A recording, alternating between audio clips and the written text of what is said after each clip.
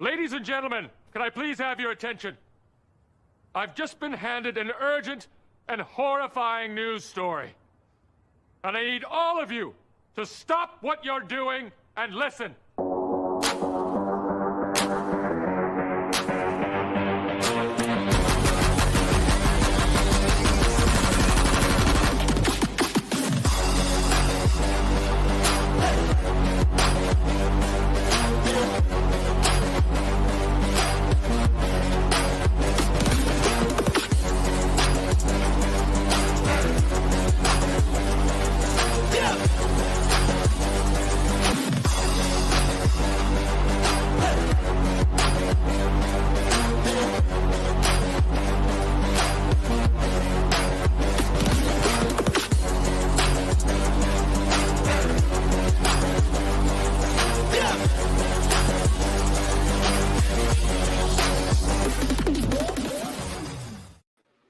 What is going on, Canes fam? I'm Matty Ice. He is Caniacs, and this, my friends, is Canes Calling Live.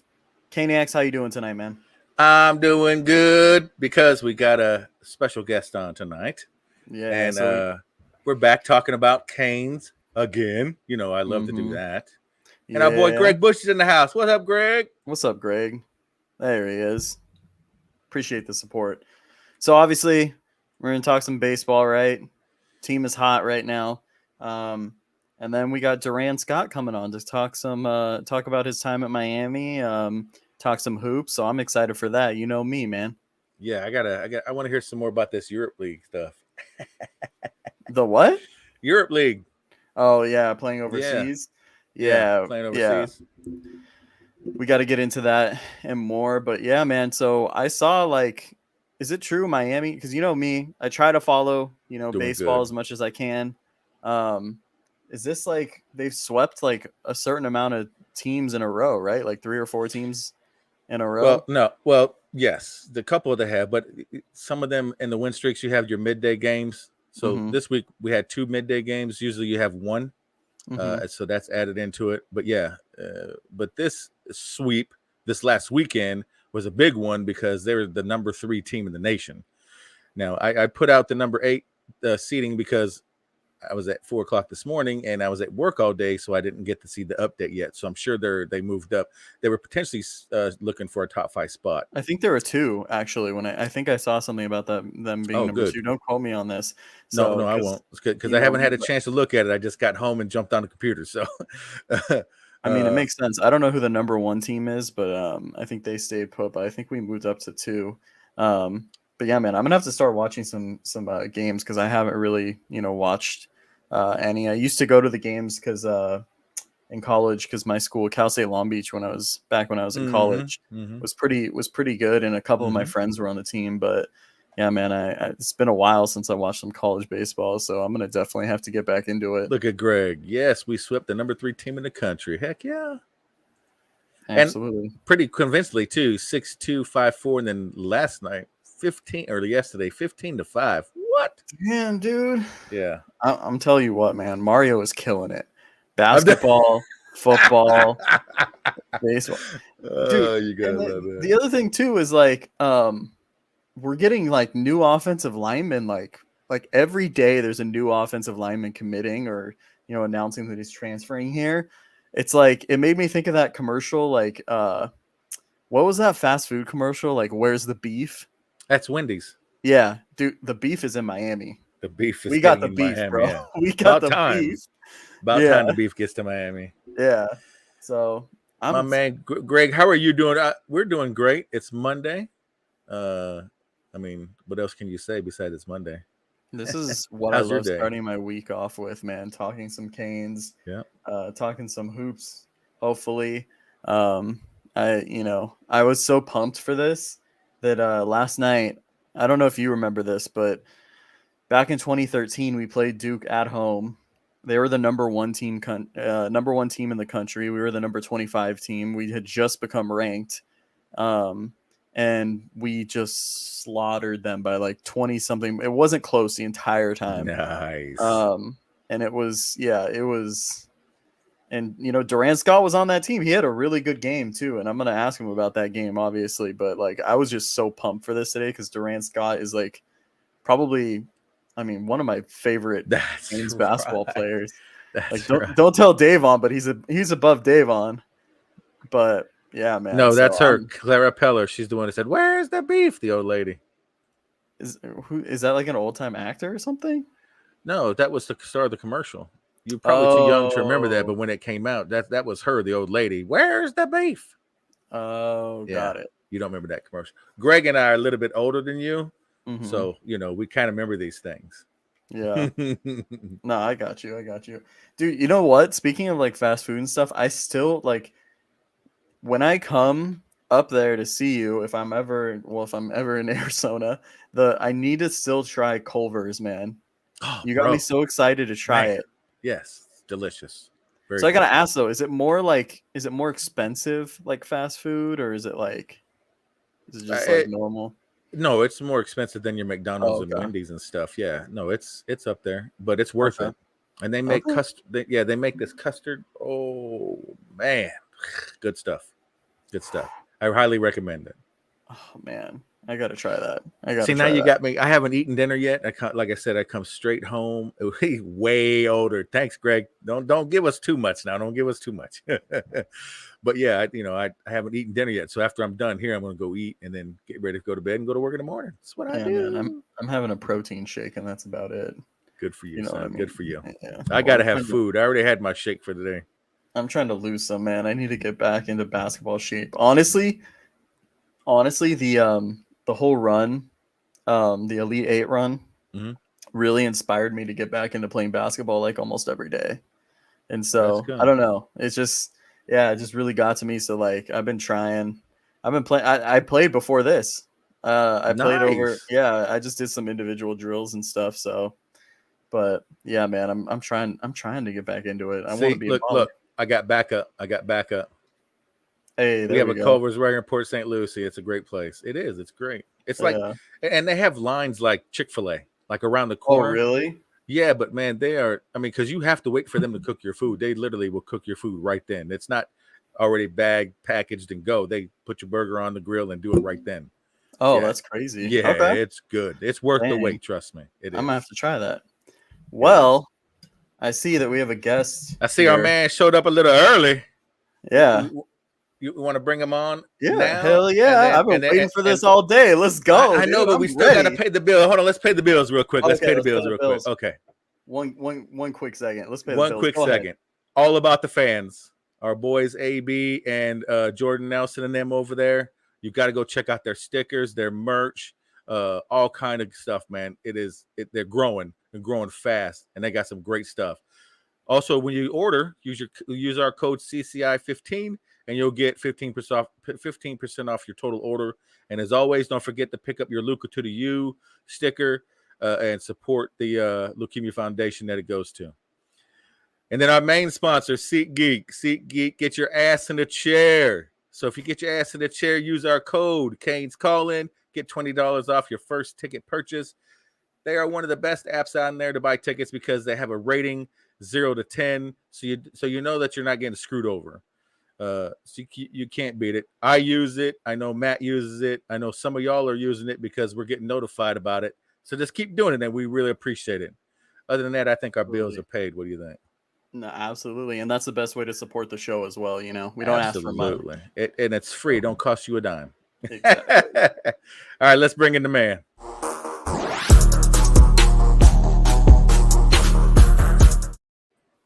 We're now joined by my guy, Durand Scott. Durand, how you doing tonight, man? Everything's great. How's it going, guys? How's it going? Appreciate you having me up here. I'm doing really thanks for well, coming on, man. We really appreciate it. I know it's late out there and everything, but man, appreciate it. Yeah, no doubt. It's all good, though. Just got back from a little bit of training, so everything's cool. Hey, man, your boy over here. Yeah, I'm trying to lose a few, so I was just training. Malcolm got me trying to do the 4-step, so I'm trying to do that. But big guys, it's kind of hard for these big guys. You know what I mean? Hey, man, you just gotta follow Malcolm instructions. You'll be all right. He take care of Hey, you. there we New go. York There we legend. go. So Durand, man, I'm really excited. We've been texting a little bit back and forth, and I told you you're definitely like one of my favorite Hurricanes. You and Shane together, like the dynamic duo, man. Probably like the fastest duo of guards that we've had like at Miami. But I'm really excited for this. And so usually when we have a guest on, we do a little like icebreaker type game. It's called All Hype Sounds Right. So you're gonna tell me if something is all hype or if it sounds right, sounds legit to you. You Okay, got it? All right, got let's it. do it.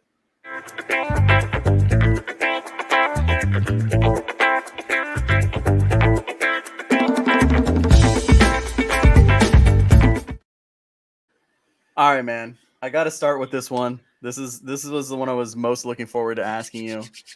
You obviously know Miami just made the Elite Eight, right? This last year's team.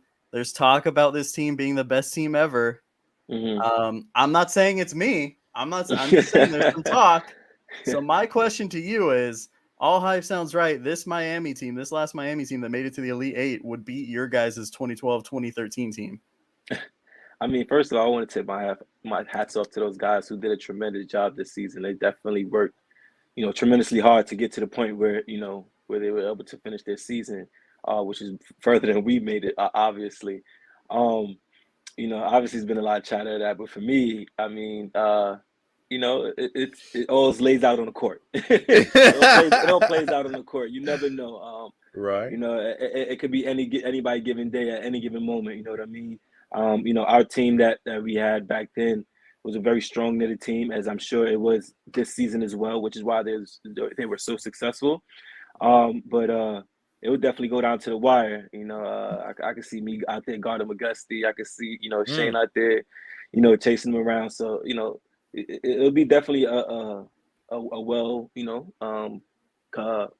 combat right there. So that's something I'd be looking forward to. But I gotta be lenient and go with us. Yeah, I got you. And something interesting That'd too, be a because good matchup. when you were training for the TBT for the Category 5 Yeah. Canes, you guys kind of played with them a little bit, right? Like, did you guys interact with Yeah. them a bit? So Yeah. I you mean, saw the yeah. team. Yeah, well, Coach L, he does a tremendous job of just having all the guys and all the alumni just come back interacting with these guys, whether it's playing, mentoring, talking, or just being simply a friend. You know what I mean? During that time, we had a small period where practice out there, so we was able to interact with these guys. Whoever didn't know one another, we were able to meet, and just build a closer family. You know what I mean? And it just sent us off right in the right spirits. You know what I mean? And we went on TBT. I think we was pretty successful. We think we were further than anybody thought we go again. You know what I mean? As usual.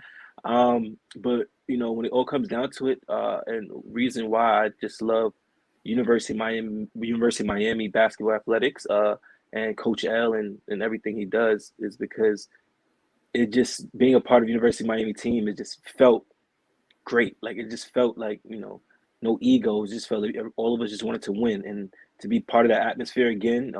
It just felt like college again. So it was it was great. That's Heck yeah. awesome, man. Mhm. Next one I got for you. I gotta ask this.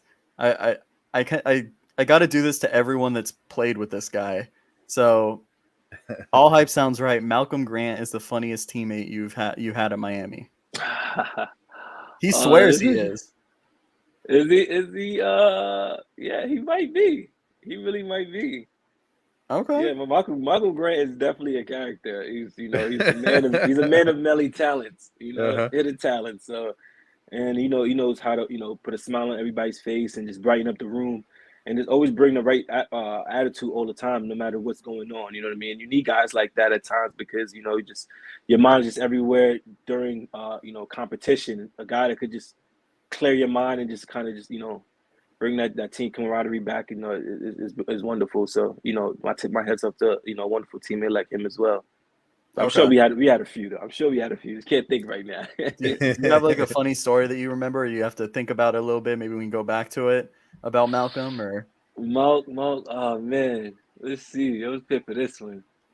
I'd love to know the things that are actually going on in his head. There's some stories I know he Oh probably man, all right. I'm gonna tell a story. It's so crazy. He tells this story, so I'm gonna go with this story. He loves to tell a story when Okay. somebody asks him this question. So one time I was on my visit when I came to University of Miami. Oh, And did he so tell you guys this story? he told me that I should ask you about this story. He loves telling the story. Oh my He god. loves telling this story. He loves telling it. So yeah, it was on my recruiting trip, and not to drag the story out, but we were supposed to have lunch, with Malcolm, my mom, and just I think like the coaching staff, and I think I had like jet lag. I was just like totally out of it. Like I was just like knocked out in my room with like the pad locked on and everything. And I got a bit of a sleeping problem back then. I mean, I was a little. He said that too, yeah. Yeah. I got better by the time I walked out of that building. I was, an improved, young gentleman. You know what I mean? I my time was, important to me and prioritized. So, yeah, I was knocked out in the room. My mom came knocking on the door. I couldn't wake up. The coach came knocking on the door. I couldn't wake up. Malcolm came knocking on the door. I couldn't wake up. So everybody was like, wasn't wondering if I was like gone or am I alive or am I safe? Like, I'm not picking up the phone. Or, like nothing, no communication. So, my mom was just banging on the door like, Durand, in a patois Jamaican accent. God rest her soul.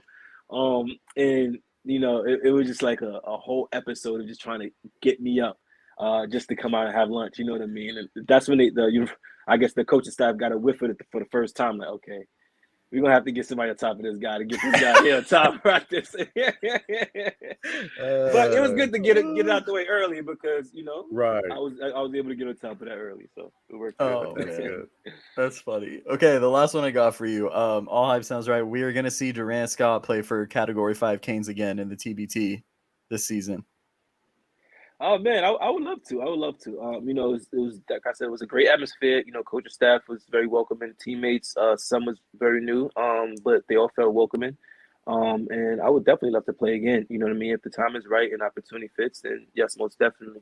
Currently, unfortunately, my mom had passed away. Yeah. Not too long ago, and I've been battling with an injury myself. I've been home rehabbing. So once the smoke clears, and I think we'll be back on track, which I think All is right. right in time for TBT. Yeah. That'll work. I'm sorry for your loss, man, and I Yeah. hope you're getting healthy and everything, man. So Most get definitely. back on track, get back on the court and killing people, okay, man? Thank you. I appreciate that. All right. But let's get into it, man. So obviously you're from New York, right?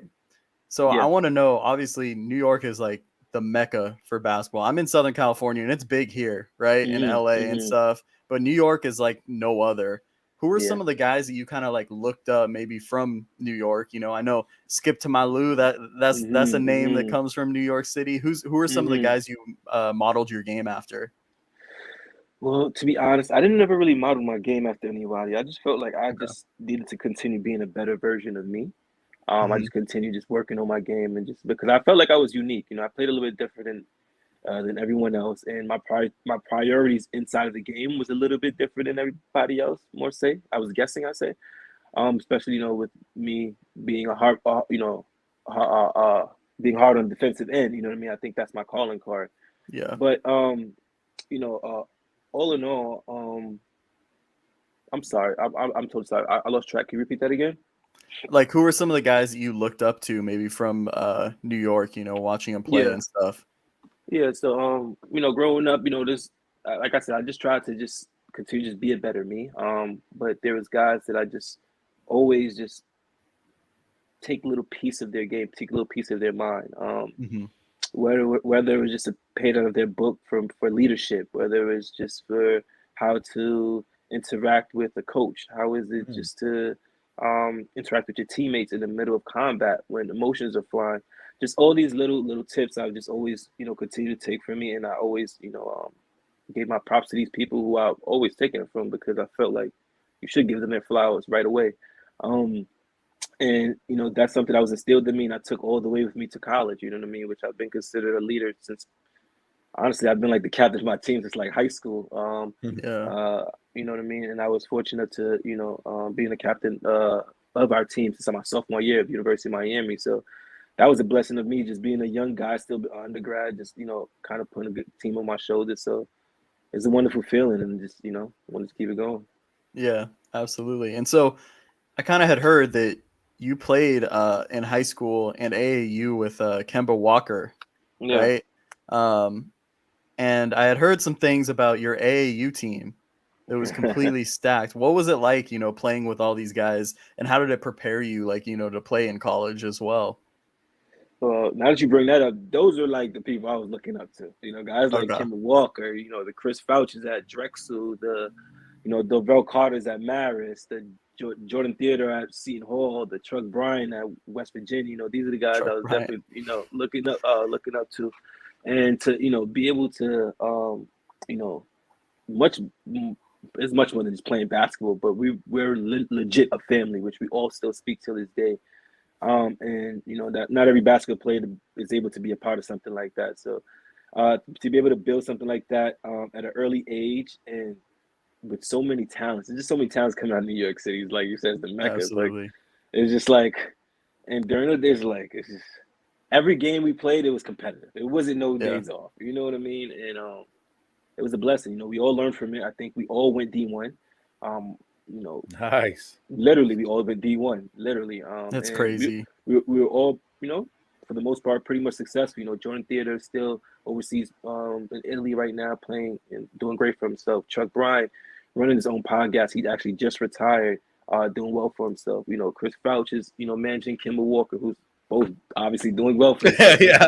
All these, so we're all, we're all staying close, and we're all just building off one another and just continue just pushing one another like we always did. And the sky's the limit for all of us.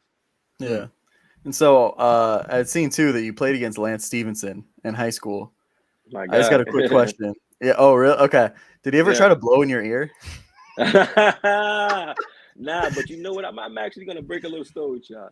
Okay. All right. So with Lance Stevenson back in the day, when I won Daily Player News of the year, this guy was a little frustrated. He broke my trophy. You know that? What? Are you This guy serious? broke my trophy. So I walked into the banquet to receive a trophy with like a dent in it. Oh man! But later on in life, we even grow. We were always competitive against one another, never the closest during those days. But then as we also got older with college and professional, we grew a little closer, which we're now good friends. And I commend him too. His grind is tremendous. Just seeing him go up and down, back to the G League, and back to finally signing a guaranteed contract with Indiana. It just puts New York on the map again. So I'm excited for him. I love watching him on the Lakers as well, but yeah. So obviously shifting gears a little bit. So you're leaving high school, you're a highly rated recruit. You decide to go to Miami. Kid from New York. What kind of went into that decision to choose Miami? For me, it was a lot. It was a lot. I'll say one of the biggest things was, I wanted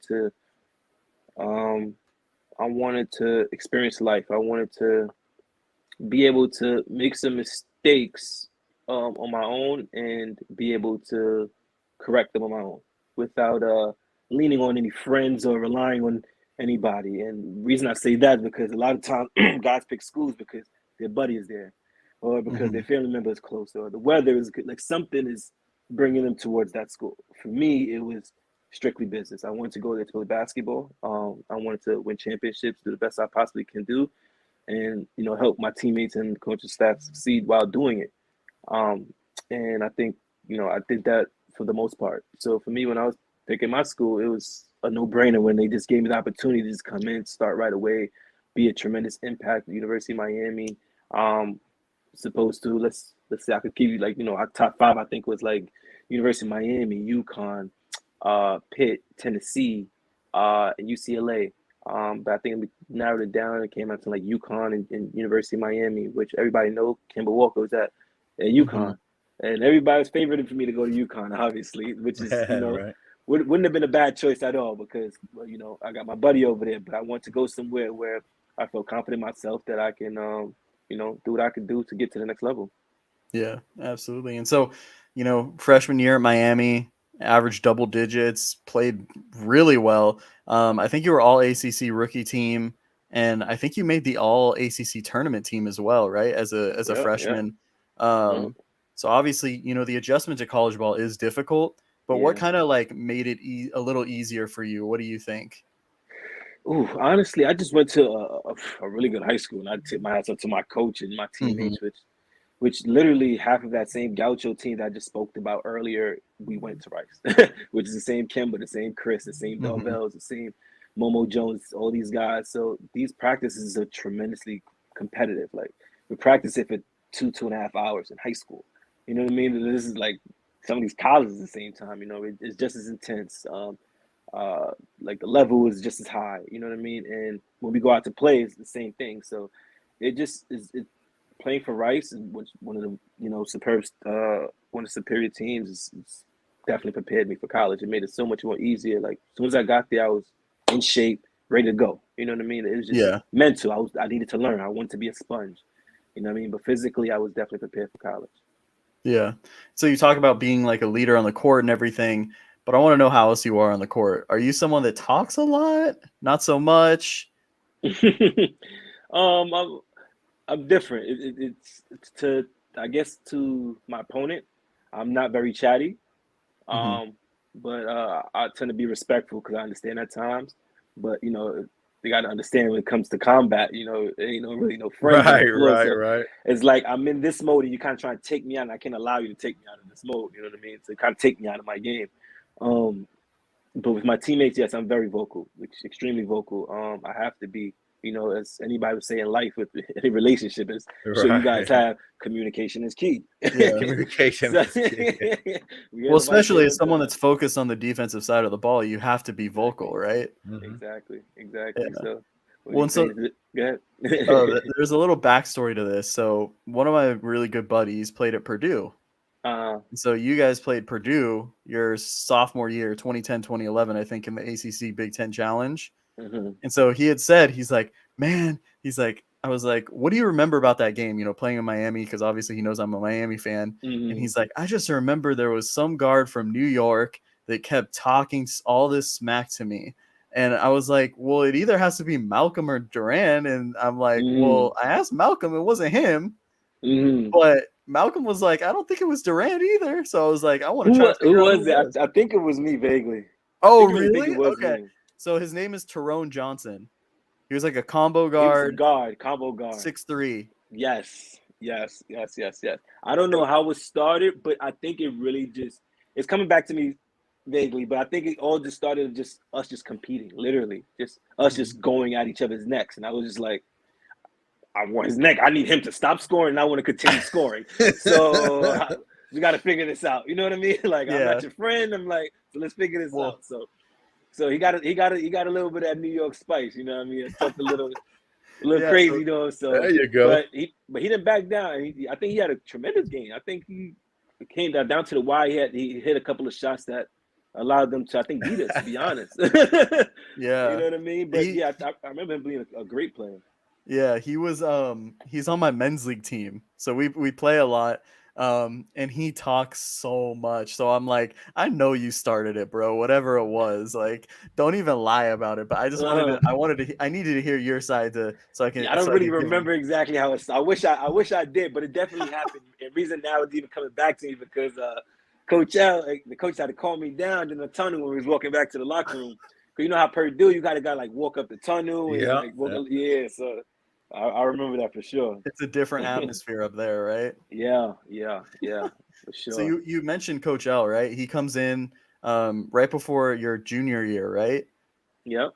Yeah, junior year. What kind of changed, in terms of the program, with him, becoming the new head coach? Oh man, that guy he paid attention to the fine details. Everybody else paid attention to the fluff and and what's on top and what everybody can see and what everybody can physically touch. But he pays attention to the small details. Something as little as just literally walking on campus and physically touching each student hand and letting them know why am I out here, what's the purpose of me being out here, and why we're trying to build a community, a basketball community, and bring university basketball back. Little things like that I took notice to, and it's really just maybe just see him in a different light. You know what I mean? Yeah. The way he just brought everybody together, just just everything. You know what I mean? It's just like it was very clear to see, honestly. Yeah. When I think a lot of people got reminded of that too during this last season, right? When they made it to the Elite Eight. But yeah, going back to you, so flash forward, like the end of your freshman year, you guys' season ends in the conference tournament. Next 2 seasons, you guys kind of make the NAT. What did you specifically learn in those first 3 seasons about you as a player, and what did you kind of take and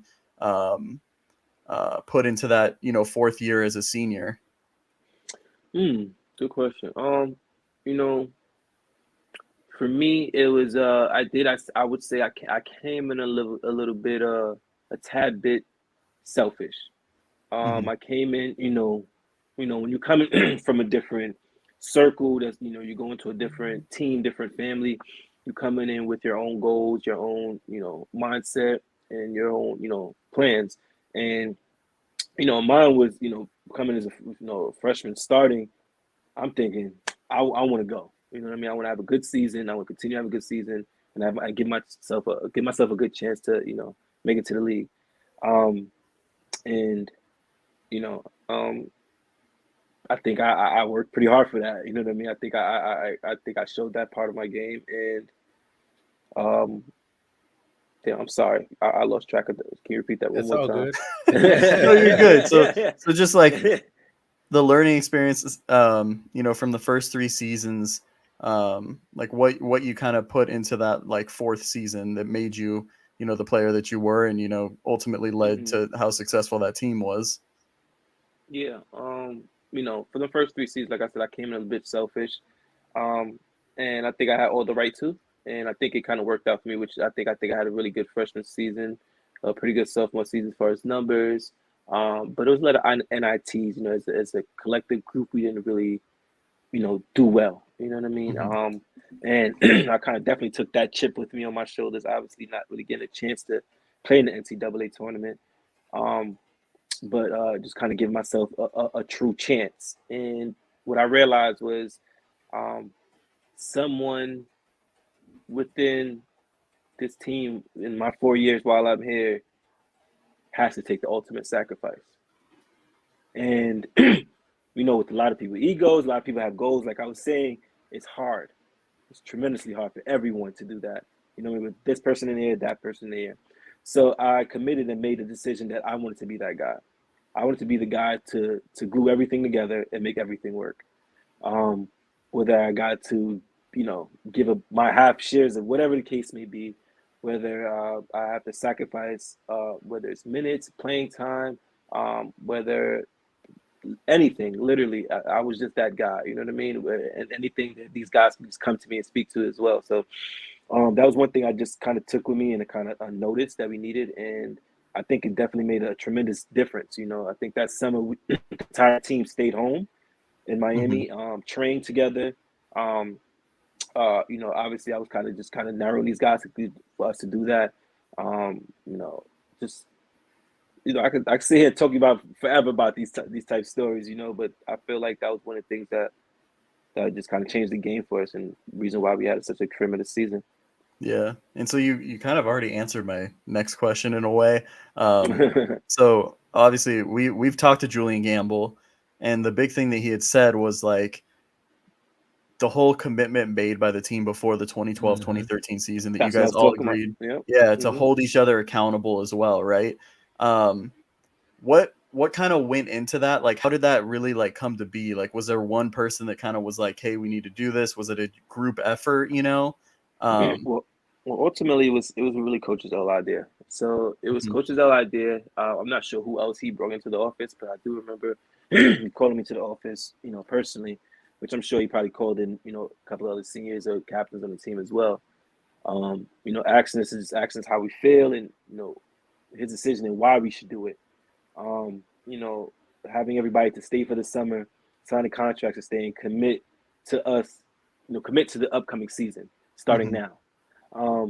And fortunately, I spoke with the guys. We all spoke with ourselves, spoke together, and we made that decision to stay. You know what I mean? And it really all started from there. That's when it just really became a family. Like, all egos out the window, and everybody just it was much more than just practice and time spent on the court. You know what I mean? We were actually hung out outside of that field house, so which made it so much easier for us. Yeah, absolutely. So like initially into that 2012-2013 season, you guys, lost a few games, right out the gate. The Florida Gulf Coast, which, later became that whole Dunk City team in the NCAA tournament. And then I feel like, correct me if I'm wrong, that Wake Forest loss, I think you guys lost by like 15 or something. After that, though, you guys reeled off. I think it was like 14 games in a row or something like that.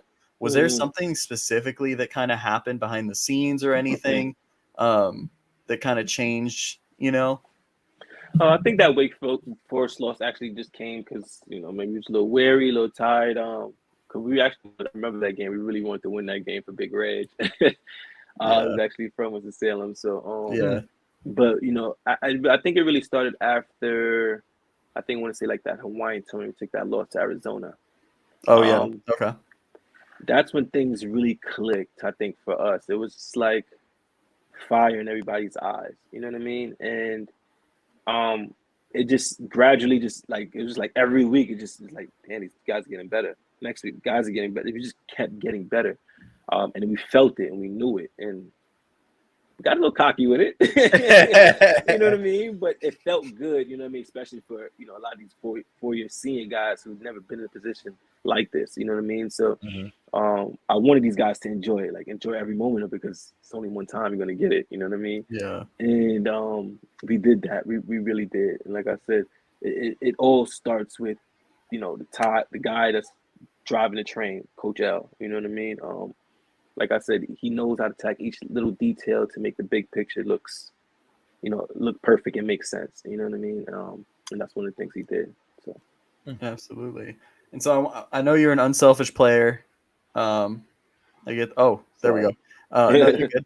One of the more unselfish players, but I need you to be selfish right now. Specifically, one of your games when you individually like balled out, you were feeling it on both sides of the floor, maybe only offensive side of the floor. What's the game that sticks out like in your head the most? I have one for you that I'm thinking for me. So you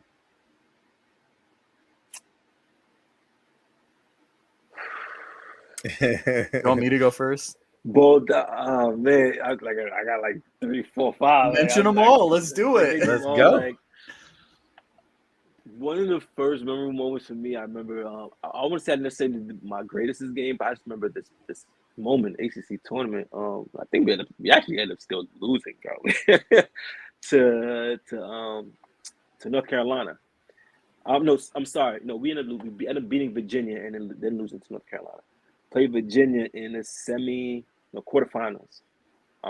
We were down the entire game. We come back. I get a steal under the basket and lay it up to go down by 1. Shoot free throws, tie the game. We going to overtime and then eventually beat Virginia.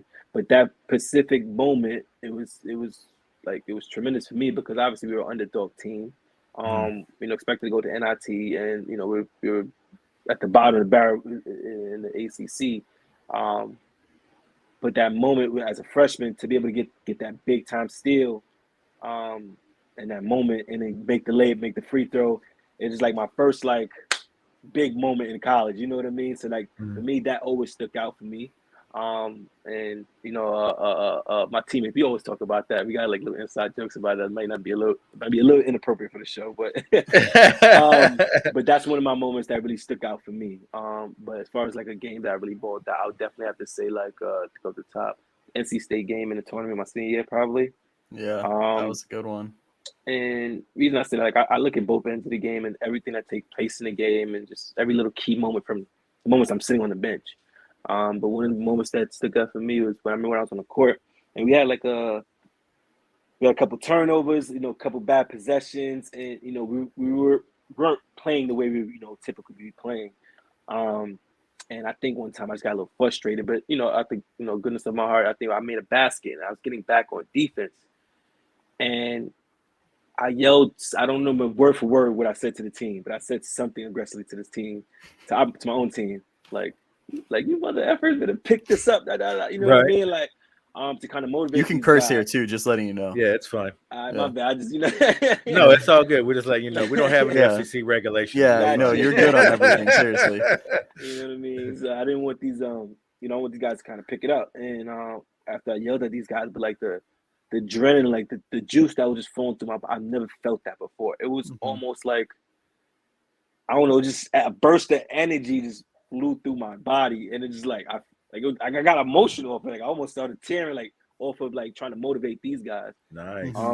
And that was, even though I know my team always respected me, always listened to me, and always do kind of what I would say, but I remember that exact moment when it was so much emotion in that, and then to see how they responded to that, which was like they all just bun up their tie. I think we got like 3-4 stops in a row and like 3-4 buckets in a row, and it just felt good as a leader. And I don't even think I had nothing to do with part. I don't think I had nothing to do with the buckets, no points. But it just felt good as a leader to know that my team can respond, for something I said, something like that, and they would actually listen to me and respect me. So, but as well, I obviously had a great game as well on both ends of the floor, so that made it so much more special. And yeah, we got to advance, so that was definitely a top game for me. But let's hear one of you guys' games so I can talk about it. Oh no, you already know what I'm going to mention. I told you I watched it last night. That Duke game, man. Yeah. Your senior season, playing Duke at home, the number 1 ranked team. You guys are just got ranked, right? Like you were ranked 25th. Mm-hmm. The thing I remember, I think you had like 28, 29 around there, around that amount. But you did it on the defensive side. Not to say you didn't do it on the defensive side all the time, but that game, dude, oh my God.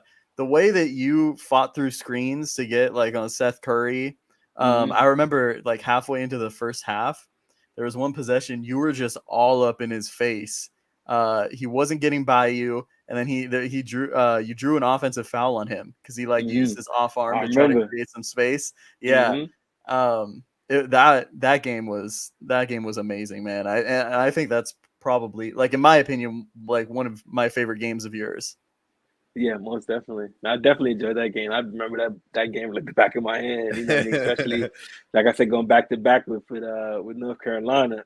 Beating them as well, going off the backboard with Kenny Kaji and Shane Lucas. But that Duke game was tremendous. You know what I mean? Just having Warren Sapp in the building telling us to slap the floor, and just the atmosphere, just like it was just everything. He was losing his mind. It was just perfect. It was like all my friends is in the building. Everybody knew that it was in Miami was in the building. It's just like, we were just feeling good. It was like, I don't really remember us like having any hiccups during that game or like emotionally being down or frustrated or anything. We were just literally having fun and doing what we've been doing those probably 3-4 days in practice prior to that game. You know what I mean? Yeah. And it just works for us. You know what I mean? Yeah. And as you guys can see, Coach doesn't really do much coaching on the sideline. Most of his coaching is done in practice. So a lot of times when we're in this game, we're really just out there hooping and enjoying it. Yeah, that's absolutely. Nice. I think too, like there's times that like people forget like how good of a defender, you are because of how good you are offensively and the way you play offensively. Does that make sense? There's like a certain stigma with how someone plays offensively that maybe they're not as good defensively.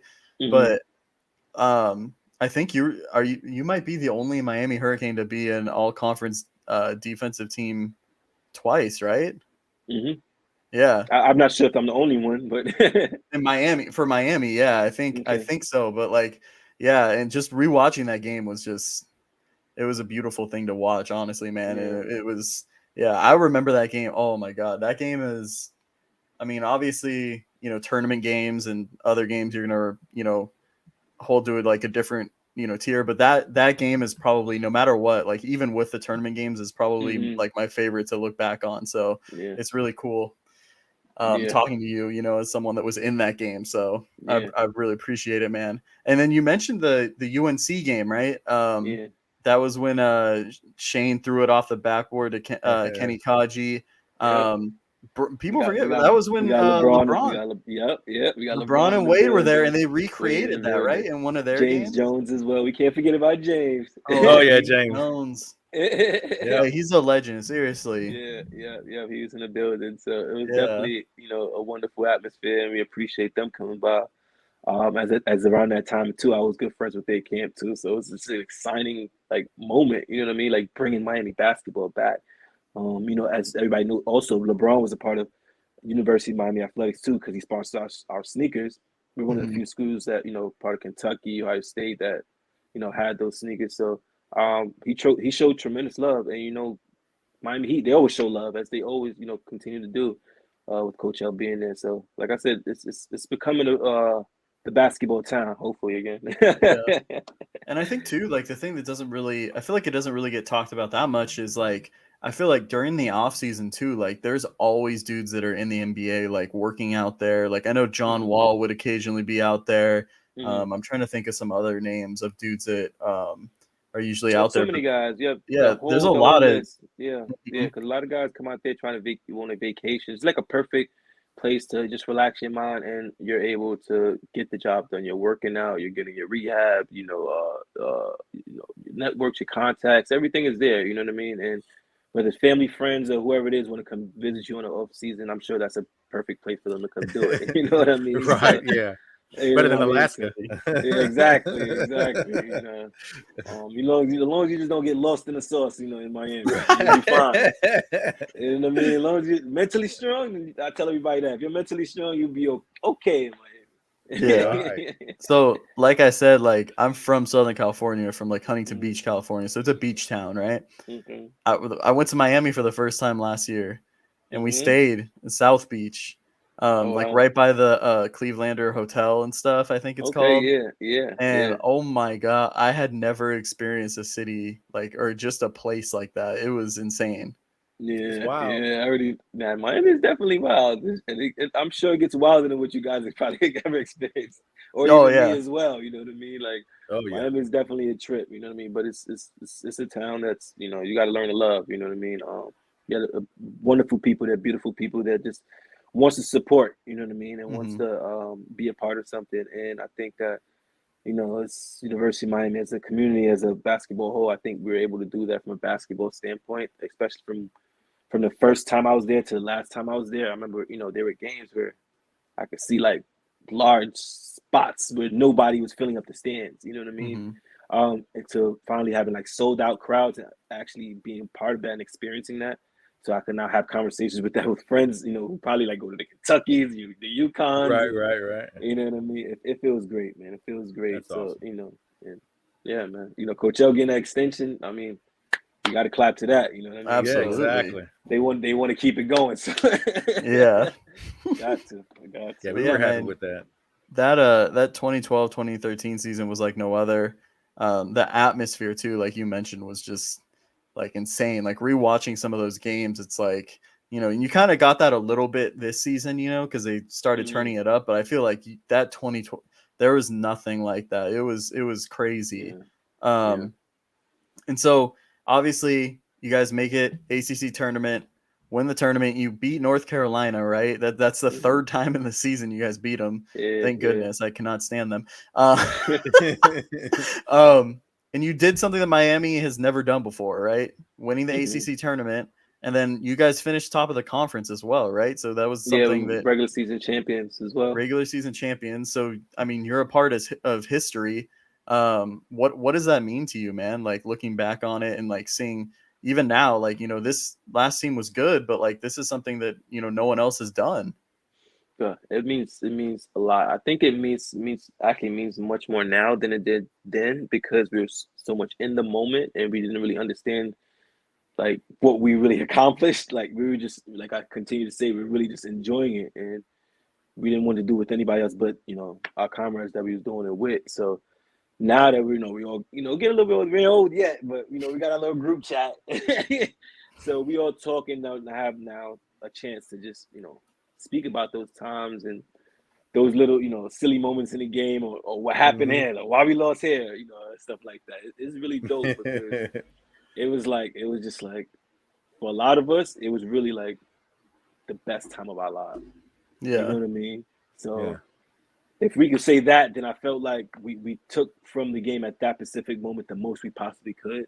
I just wish it was just one more game. Right. Yeah. If we could Well, just yeah, because pass then you that, would it have would padded be. some more of your stats because you will always be in the Miami history books for being the first in Miami history to play for games started and minutes played.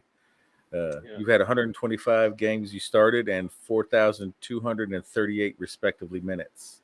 That's yeah, crazy. That is That's yeah. crazy. insane. That is Yeah. kind Um, of crazy. I know we're kind of getting long on time here, but got like a few more questions and then some quick hitter ones. Um, Okay.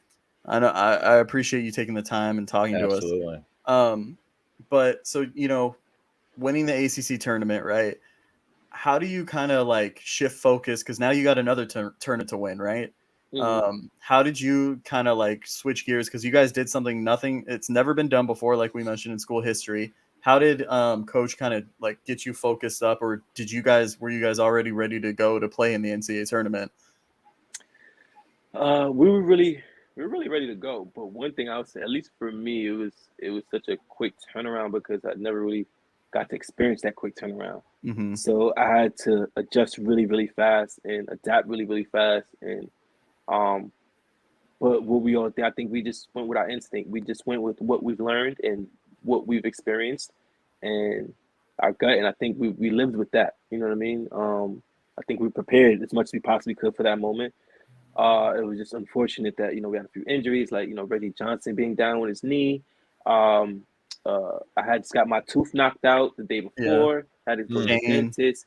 Uh, Julian had just came off the flu, who's roommates with Shane, who just gave Shane the flu, so Shane has the flu for the game.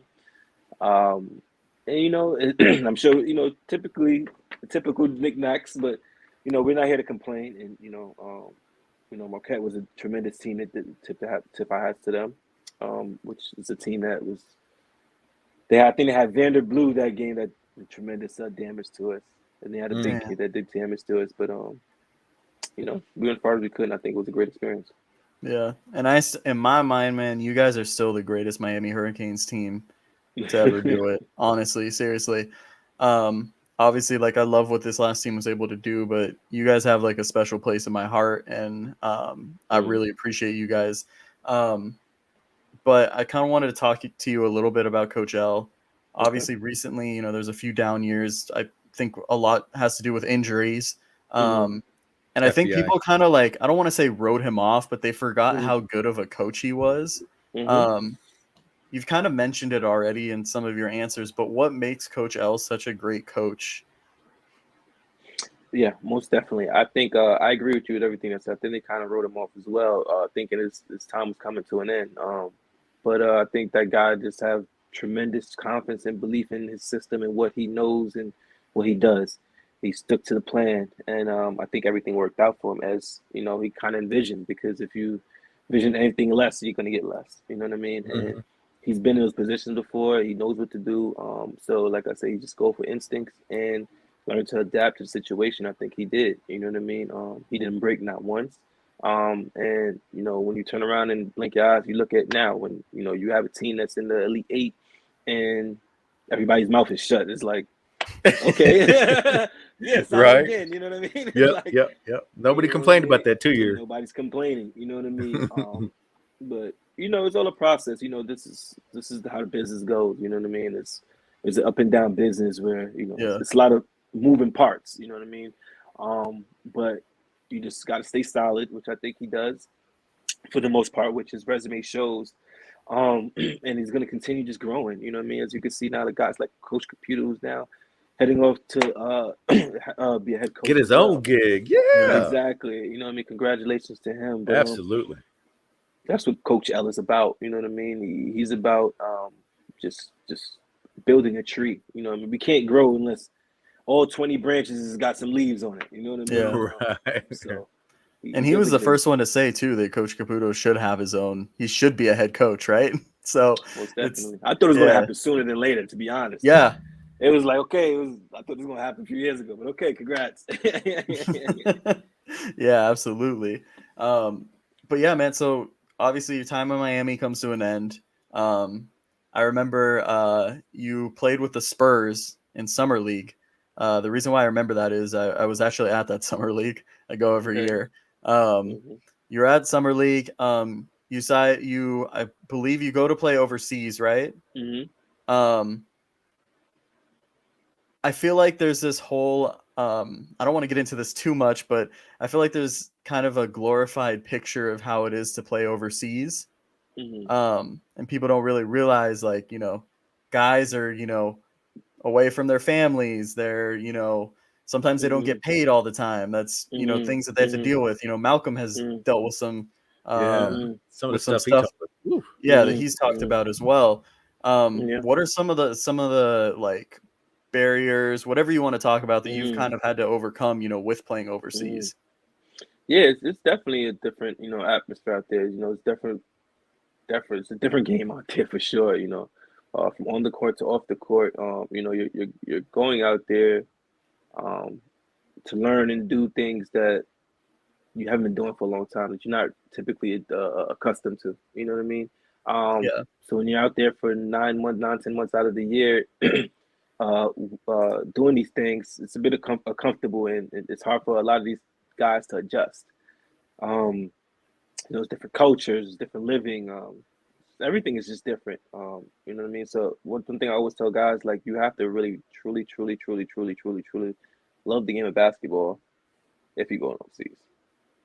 If you're overseas playing basketball, you don't really, really, really love the game of basketball, you're not doing yourself justice. You know what I mean? Because it's just not right. You know what I mean? And some of the things you'll see over there is craziness. You know what I mean? I got so many stories. I'm talking like, there's so many stories. You know what I mean? It's like, but it's like typical. It's like everyday life. You know what I mean? Mm-hmm. Yeah. From not getting paid, from apartment not being up to par. You know what I mean? I'm talking about if you're walking into apartments.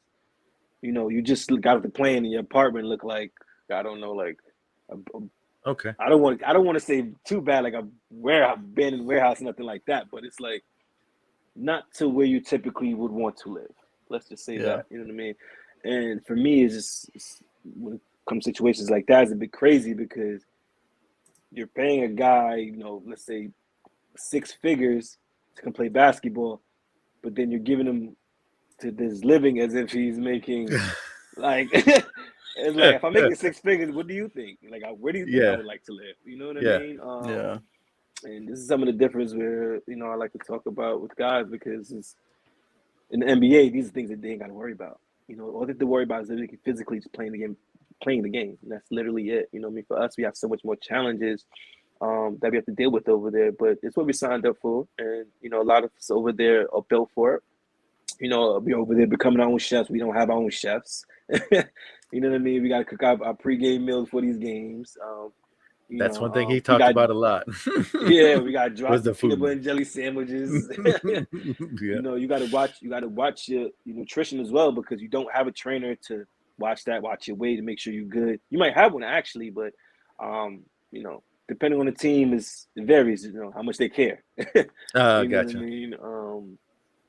It's just it's levels to the situation over there. But to be honest though, it is a lot of beauty in it as well. You know what I mean? I don't ever want to stay away from that, because when I do speak about overseas, I like to give the real, and it does sound like I'm talking down about overseas, but I always circle back around, tell them how much I did enjoy my experiences, because if I didn't play basketball, didn't have the opportunity to play overseas, so many places I would not be able to see, and so many cultures I wouldn't be able to experience, and so many different things that, like, I really embraced and I really, like, appreciated of playing those years overseas that I would have not having a chance to have done. So I Yeah. was grateful for sure. I can imagine.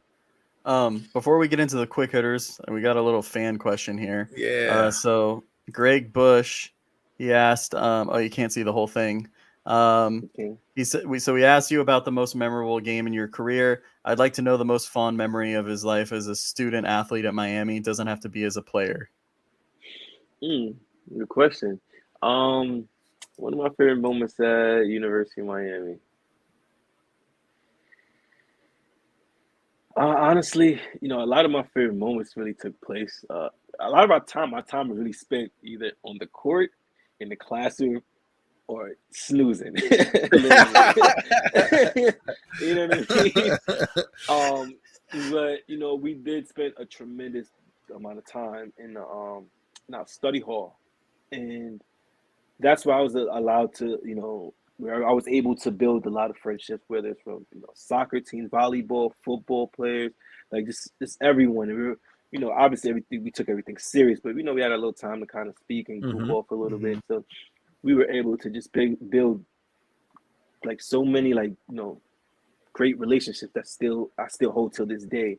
And for me, those four corners for me was just one of the greatest moments of my life because some of these guys are still playing in the league. These guys are very successful. You have I don't know if you know Christina, she's ESPN broadcasting. That was my tutor, literally. Oh wow. Oh nice. You know what I mean? So moments like that is what I cherish and I really appreciate because like I said, I can really still have these conversations. When you're younger, you hear about alumni parties and all this type of stuff, but then you're like, yeah, whatever. Now when you're older, you really appreciate it. You know what I mean? Yep. Just to see the whole transition of everybody's lives. You know what I mean? Yeah, and the other thing too is you talked about earlier, Category 5 Canes, like Micah. He's working for the G League affiliate, the Bucks. He was the coach of the Category 5 Canes. I actually met him at Summer League last year. And I'm trying to think. Chase Allen, yeah. Chase, and he's the head coach, right, of the G League. I forget the name of the G League team. Speaking of Micah, he had texted her. He texted her and he said, "Tell him I said TBD 2022, run it back." I need that passion and energy back. I need that energy and passion back. That's what he said. I said, "I got you, bro." Yes, sir. Yes, sir. I had asked him for a funny story. So obviously Malcolm told me the one about you visiting, and then I had asked him too, but that's really funny. But yeah, and then even Garius Adams too. I think he's working in the league somewhere. I think on the Kings or something, in player development or something. I speak to him a lot. I just spoke to him yesterday. Yeah, he's doing well. Enjoying his his process. So he has a great journey too as well. It's definitely a lot of beauty in his journey as well. So yeah. Absolutely. So it's cool to see where guys are, but I know we've taken up a lot of your time. So let's get into these quick hitters. We call this our Elite 8. So it's 8 quick hitter questions. So first one, your favorite sneaker to hoop in? Oh man, if it wasn't in another room, I'd actually go get it. But it was those lime green kicks that me and Shane against Dookie, or was it Dookie? Me and him. Yeah, we were at a few games, but we were making a little iconic thing for us. And we talk about it every now and then. But I think that's one of my favorite sneakers to hoop in. Which ones were those? They were hyper. The first one we hooped in was Hyper Dunks, and then another sneaker came out, which was the Black History Month Jordans, the Spike Lees. Okay. Okay. Yeah. So I really enjoyed that just because I had a chance to experience that with Shane. I mean, that's dynamic duo. There we go. Yeah, a little thing. Okay, next one. I had to ask this one. Where's the craziest place you've fallen asleep? Somebody must have gave you a story. we got Instagram account. You want to? Oh wow! So this is actually the first time this actually come out of my mouth as well. So when I was younger, I really believe I did have sleep problems as well when I was younger. But this was in the AAU tournament, and it was a game that we were blowing this team. I was one of the starters, blowing this team out. We got taken out the game maybe the first quarter, and let the rest of the bench play. We're up 40.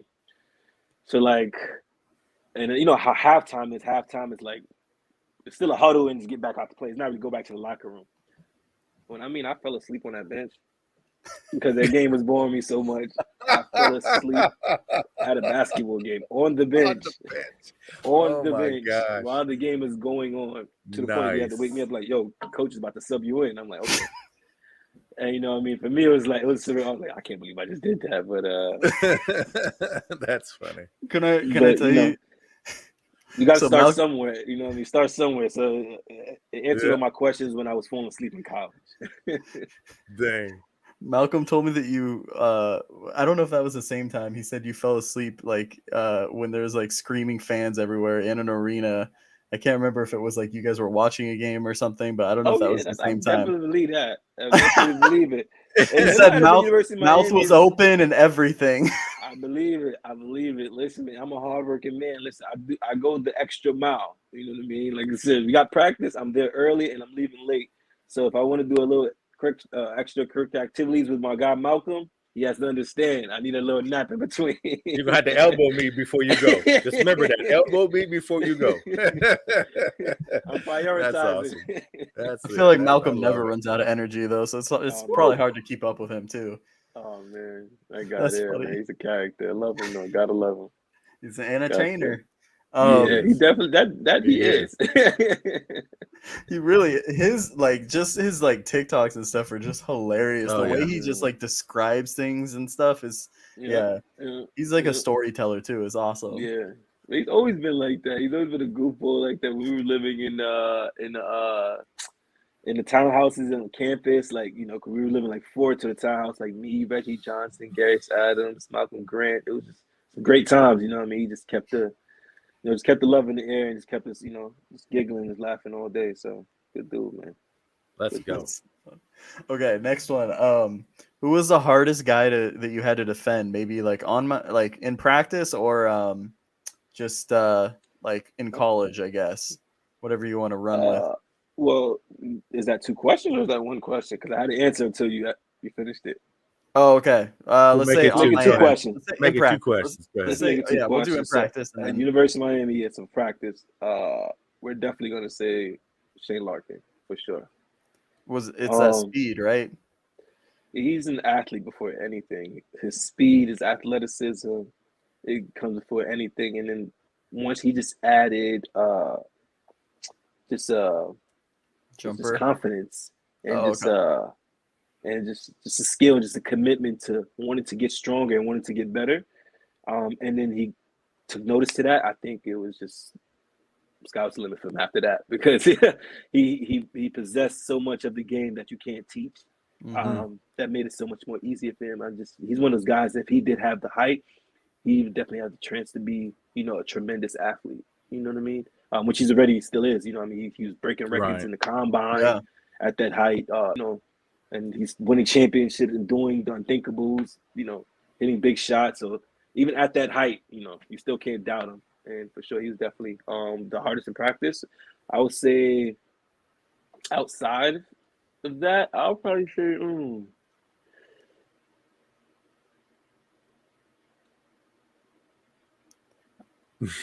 Chuck Bryant. Are we talking about a game or in general? In a game. We'll say in a game. Like I'm talking like a specific game. Specific game. Yeah, specific game. Okay. Iman Shumpert got me. Shumpert got me. That's the name. I want to say I was a sophomore. I was a freshman or sophomore. But I think was and nobody really knows, but I think that's when he got his first triple-double. And I was guarding the guy. Yeah. Go ahead and put that out there. But, you know, I embrace that because, you know, he was one of those guys that when I was playing in the league that quickly see myself in, you know what I mean? Who played on both ends of the court, who's a leader on his team, who wanted to thrive in the big moments and things of that nature. So, you know, to get a triple-double from a guy like that ain't too bad. You know what I mean? We got the championship ring. You know what I mean? I tip my hats up to that because that's my guy too, who I learned a lot from as well. So, yeah. That's awesome. All right. These aren't really that quick, but it's okay. I love the answers. And I just need to know more. I forgot these are quick hitters. No. Go in depth, man. Like seriously. Your go-to move to get a bucket. Go-to move. My go-to move to get a bucket is letting the defender off from New York. Is what? Letting the defender off from New York. That's my go-to move. That's what you got. Now, my go-to move. I wouldn't really say I really have a go-to move. You know, I really just kind of react off of the way guys play. But yeah, I don't really have a go-to move. You know, like I said, I'm from New York. You know what I mean? That's kind of what we're taught, not to really have a go-to. That is his move. We're taught to have a combination for every, you know. He's like, I do everything. That's right. Yeah, exactly. So You know, my favorite thing though that you did was the runners you'd always do, like in the lane, like you just always knew like when to throw them up and stuff, and you consistently hit them like all the time. you did your homework, huh? Yeah. Oh yeah, no, what do you? I've been doing my homework for I know years. fans are probably like, yo, how is he telling him like his move before he even knows? Yeah, that was actually I would call the floater one of my moves. And really not reason I would because I actually studied that move and I perfected it. Reason I did because my first and favorite college basketball player was CDR, Chris Douglas Robertson, went to Memphis Yeah. with Derrick Rose. I got a chance to meet him when I was recruiting him back then, but I watched him throughout his college career, and that was his favorite shot, the floater. And I just enjoyed how easy he made it look. That's how much points he got off it. He's getting like 10, 12 points off floaters. So that was something I wanted to perfect. I took with me to college. So yes, that was definitely one of my moves that I practiced in my training sessions. I got This guy both right here. angles. This guy right here, he breaks down film of basketball. Yeah, so like on our players. Like I I do. do. So he just started the the channel doing it. Yep. Yeah. Okay, So the first one I did was you know, Jordan Miller on the current team. Yeah. Yeah, why he's so like undervalued and underappreciated and like all the God. things he does. I'll send it to you after this. Yeah. But yeah, and so I apologize because these aren't really quick hitter questions. I gotta be honest with Nah, you. you're good. I'm here. I'm here. Okay, we good. Okay, next one I got for you. Favorite country that you played at professionally? My favorite place, I'll probably say, as a whole, I would have to say Italy, Brindisi, that Pacific team in town I played for, which is like off the court and on the court. Because I played it 2 years. I had a chance to just you know build a relationship with the fans, the team, the organization, management, and everything there in the city. I began to have a love for it. And the league was one of the best leagues out there. So I definitely fell in love playing in Italy. But I'll say just living wise, I don't know. Israel is definitely a good league as well, but just on the mental part and just like when people ask me like where could you see yourself living outside of this country, I always tell people Israel, is because of the experience I had while I was out there playing. That's the place I would, like if people were saying like, yo, you got 2 more years left in your playing, I'd be like, I probably one of those last 2 years I wouldn't mind playing in Israel. You know what I mean? That's definitely, I'd be comfortable. You know what I mean? Mentally, physically, the level of play is great. Food, atmosphere, everything that comes with it, So nice. Okay. Speaking of food, so I gotta ask you, man, from New York, where's the best pizza spot, man? Your boy is coming to New York in a couple months, so I've been there a few times, but I'm always looking for a place. Oh man, you might have to pull my card. I'm actually not a pizza lover, man. I'm not a pizza lover. I'm one of those guys. Yeah, I'm not really a pizza lover. I'm one of those guys. When we was on the road and we ordered pizza for the team, I was like, okay, can somebody get me like chicken tenders or something? I don't really what? Okay, let me ask you that. Are you a picky eater? Is that? Nah, I'm not a picky eater, but I just never really been into pizza for some reason. I don't know why. I've never really been a pizza guy. Let me adjust this question. Okay, best food spot in New York I gotta hit up. Okay, good question. I know that's pretty general, but nah, it's a lot out here. You know what I mean? But I'm gonna stay true to my culture.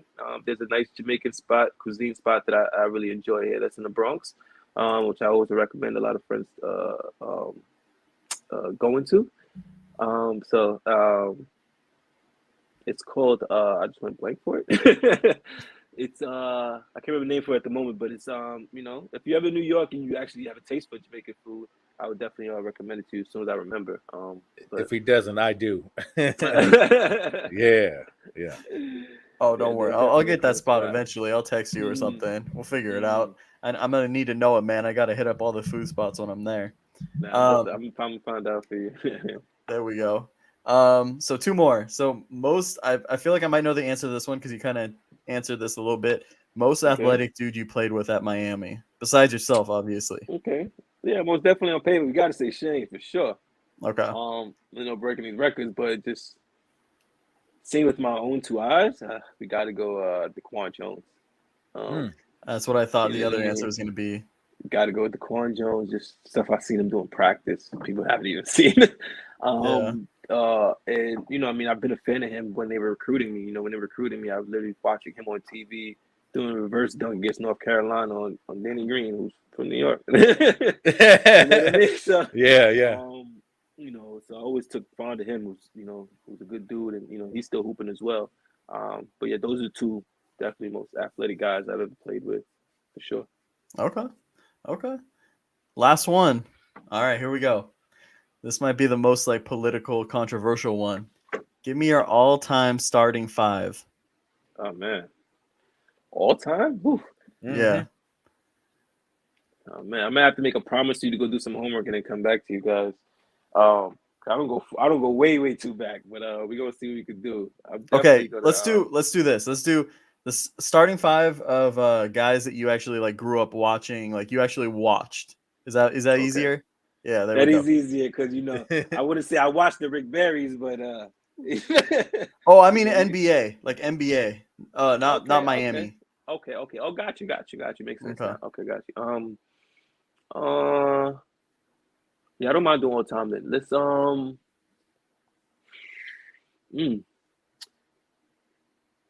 me at the point, I gotta take Kyrie. I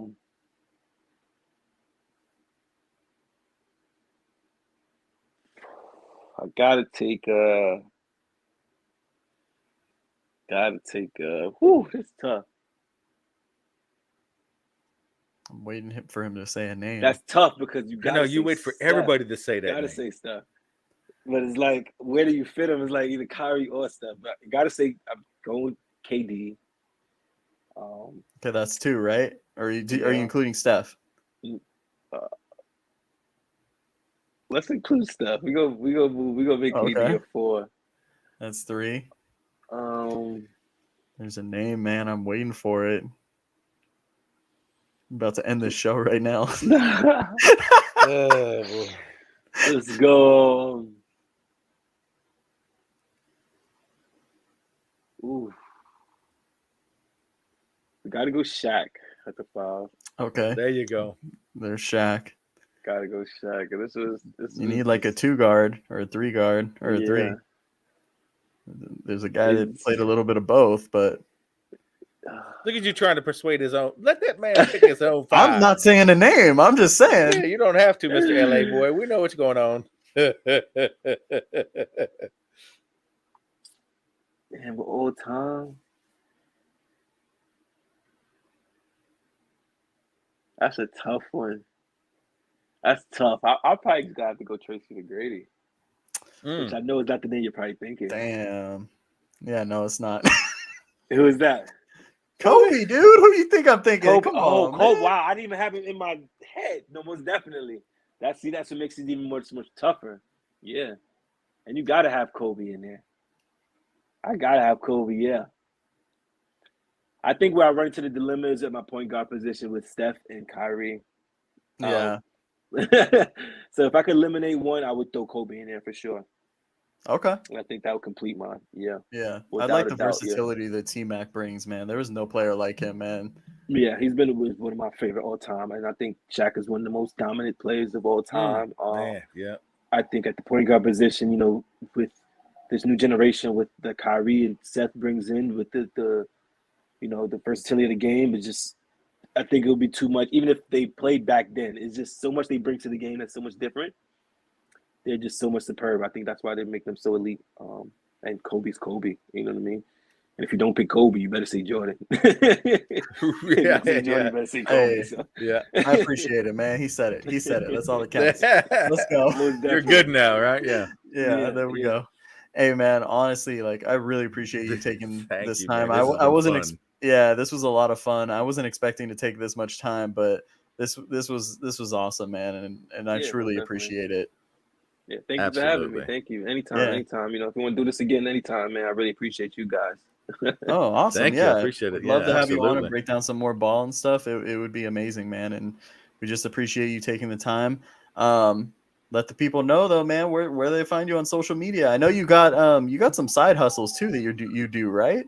Yeah, so I run my own company, International Grind, which is internationally based around just guys playing overseas, where just kind of giving them all the information they pretty much need for that next level, which, I feel like it was lacked. They lacked that, getting that information before they actually go abroad and play. So, but it comes with a lot of other perks. Though we got some runs that's going on in New York, and we work a lot closely. We actually Miami Pro. We have a team out there and things of that nature. So, we're elevating, and we're trying to grow day by day. As you can see, I'm trying to add some more pages to the book other than basketball, and want to continue to have the history keep written. So. Like I said, I appreciate you guys. For my youth family is always love, and anything for you guys. And if anything else I could do for you guys, I'm always Matt. I'm one phone call away. Got the digits. Yep, absolutely. So I appreciate you guys having me. It was a pleasure. Yeah, if you're ever in California, man, let me know. Southern California. We'll link up. I will be soon. Like I said, I'm rehabbing right now, so it's like vacation time. I never really had this much vacation time. I'm trying to take advantage of it.